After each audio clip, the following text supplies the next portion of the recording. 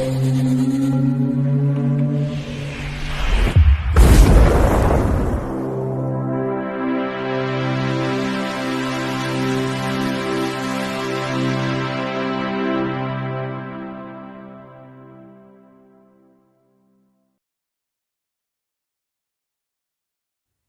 Bayek, it's me, Ian.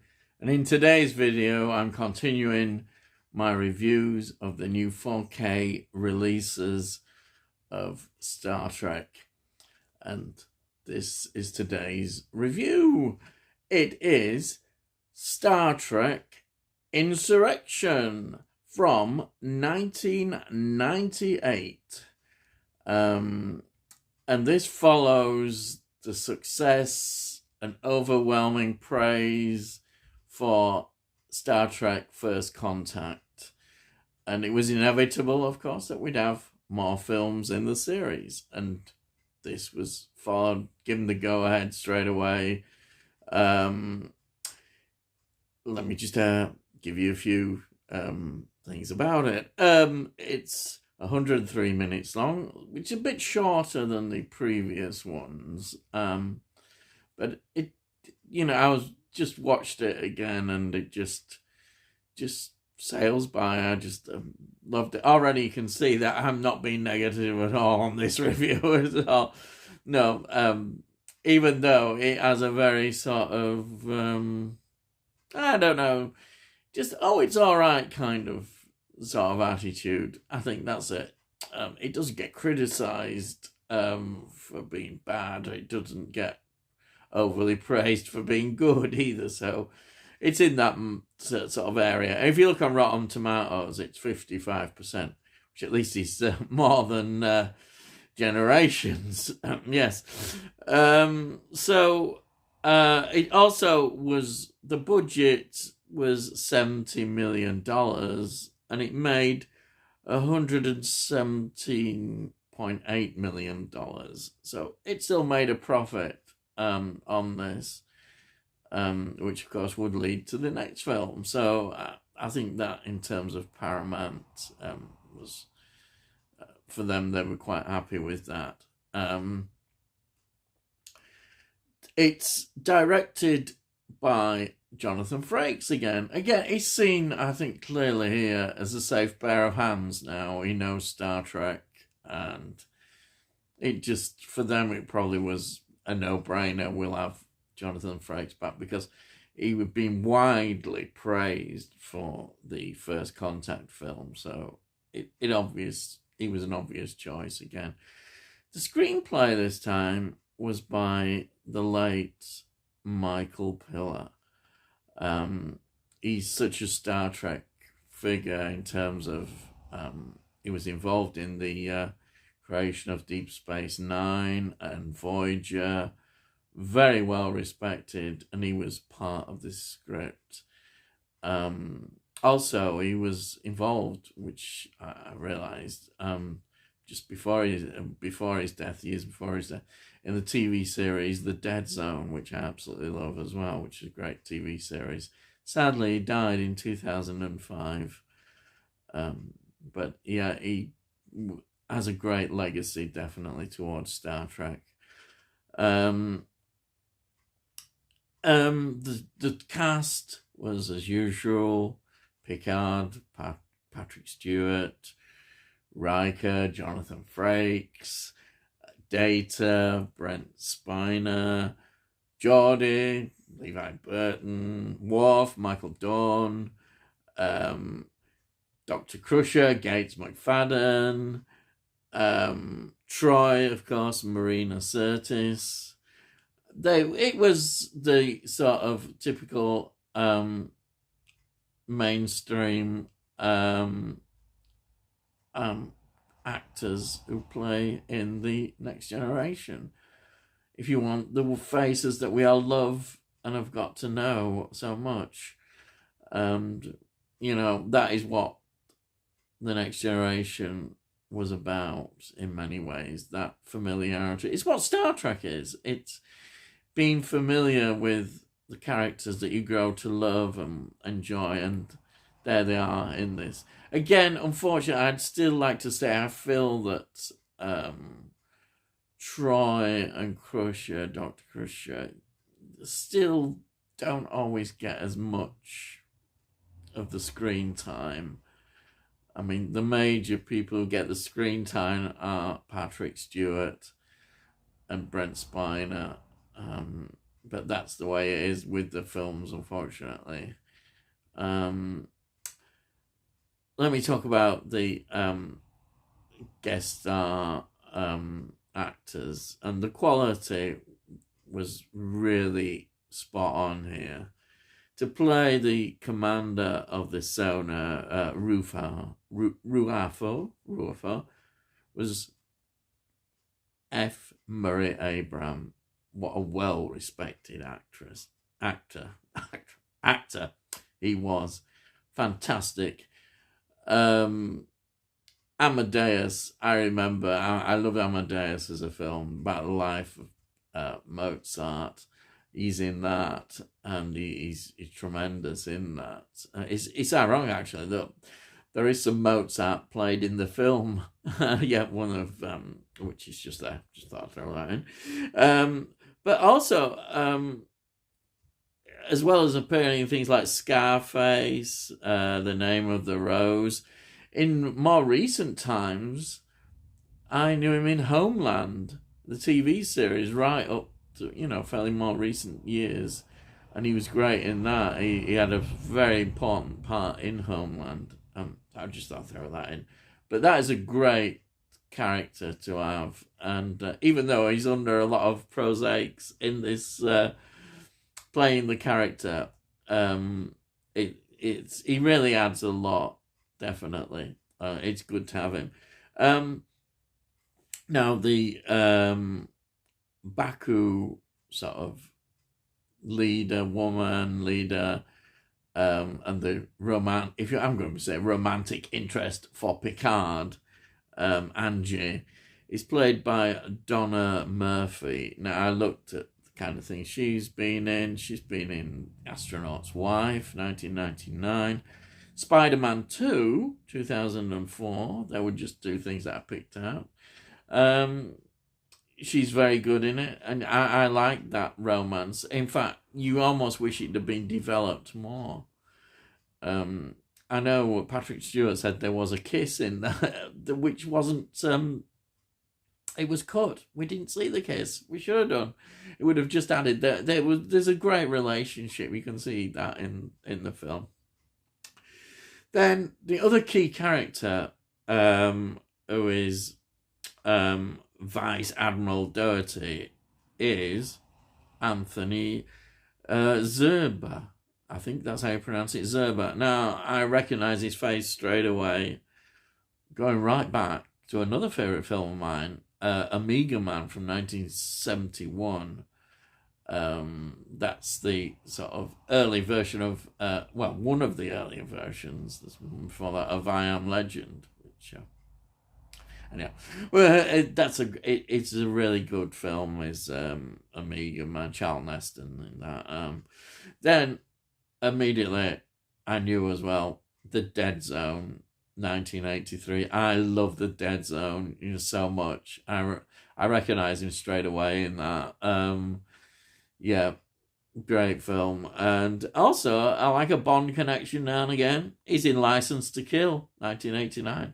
Yeah, there we are. So that's just some of the main sort of cast members we've got in this. So what is the story about? Well, I suppose you could say it's about the Fountain of Youth. Basically, if you want to put it in more of a nutshell, Picard and his crew and the Enterprise, they rebel against Starfleet because they just feel, as Picard does, that he can't follow their orders. He's going against the Prime Directive by interfering, but he feels morally that this is what he's got to do. And it all turns out that there's a conspiracy going on, and it's in Starfleet as well, which involves the sonar trying to steal from the planet, basically, of the Baku, this peaceful group of settlers who are not very big. There's only supposed to be about 500 on this planet. But of course, the planet's secret is that it rejuvenates people and properties. It has that effect. And obviously, the sonar are very much wanting to get hold of this. And that is the story, how it develops. It's interesting because we see right at the beginning of the film the Starfleet, the Federation policy of kind of not interfering, but observing other civilizations without telling them, and we get that. That's where it all we see. We've seen it in the TV series as well. So that is the story. Now, another important point is that I think Paramount also wanted the series to be a bit lighter. It had been so dark. And they were looking, I think, as well at the original series. How, if you remember, in the fourth Star Trek one, Wales, it went a bit lighter. And I think they had this aim with this. And I think that's very true. It doesn't feel as dark. But one of the major criticisms of this film, and I wouldn't say take it too much of a criticism, is it's like just an extended TV episode. That's what they say it feels like. And I can see why they might say that in terms of the First Contact feels more cinematic, if you want to look at it like that, and the way production and the story, the epic nature of the story.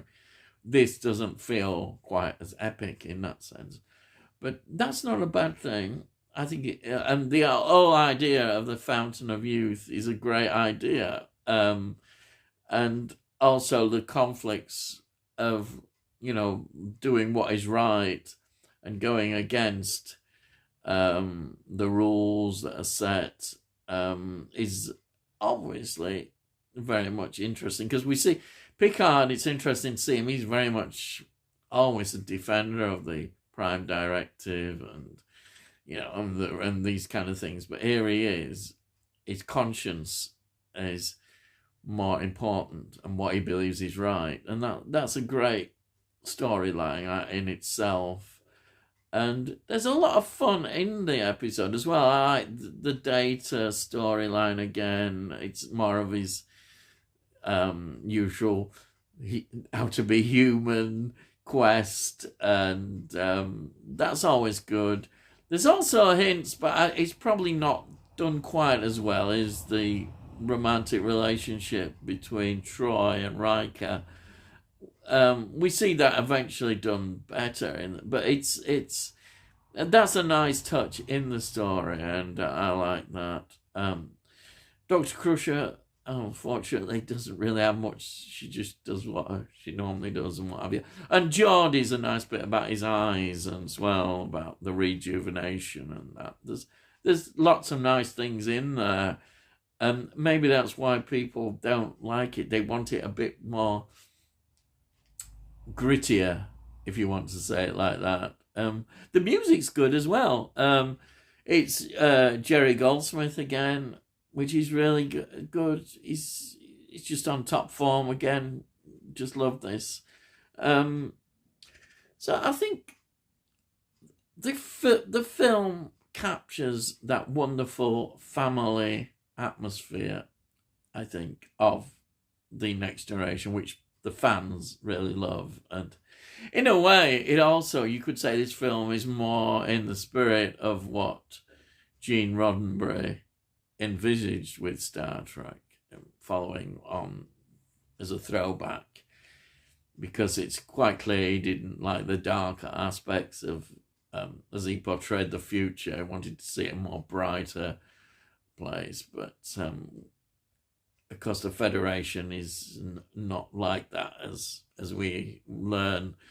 But it's still, I think, a more optimistic kind of view in this film, and it's good. I mean, we need changes from the film, so it was always going to be overshadowed, I think, by the success of Star Trek First Contact. It just was inevitable, because I think Star Trek First Contact really stood out because it, in a way, to me, I see it as the proper first film that really encapsulates what the Next Generation is about. The generations, as you know, I just don't see it in that way at all. And, you know, this has a lot to follow up, but it does, I think it does well to do that. And it's enjoyable. It's something I can watch again and really enjoy it. Okay, it may not have reached the heights of First Contact, but that's inevitable. I don't think we should put this film down for that.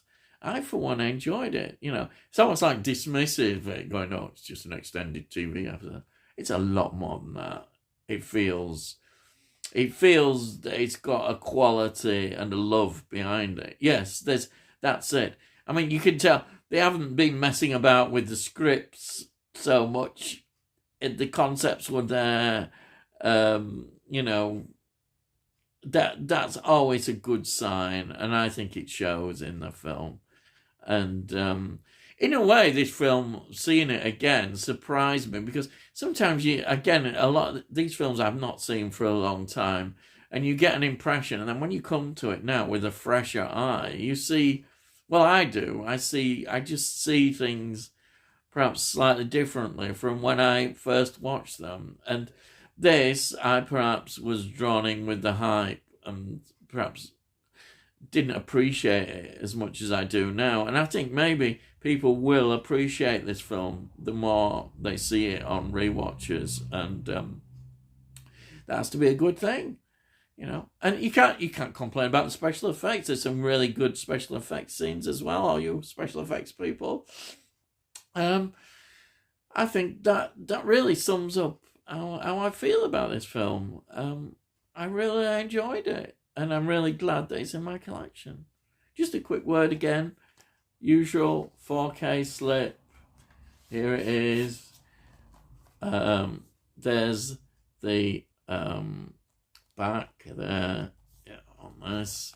I mean, the transfer is just fantastic again. They have been. I mean, I highly recommend the transfers. Just, they bring out everything that you really love about Star Trek. There we have the usual black disc with the 4K, and then the blue one with the Blu-ray. And I say it's, you know, just the same as on the slipcover. I love that. That's a great. All these posters are really good, aren't they? I mean, they're just fantastic. That's why I wanted to get this rather than the box set. I just like these individual things. They really look good. So that's it. I haven't rambled on quite as long with this one. But there it is. Star Trek Insurrection, 1998. And I totally recommend it. Definitely. Right. So, if you're interested in these videos and haven't subscribed, why not? Because if you subscribe, we'll let you know when I produce them. And you won't miss a thing. Or perhaps you will. I don't know. But anyhow, and if you like this video, please give it a like. It helps with all algorithms, so to say. And more people then might enjoy it and view it. So that would be a good thing. Because it costs note. There we are. You can't say fairer than that. It costs note. Right. Okay. So all I've got to say is, I'll see thee again.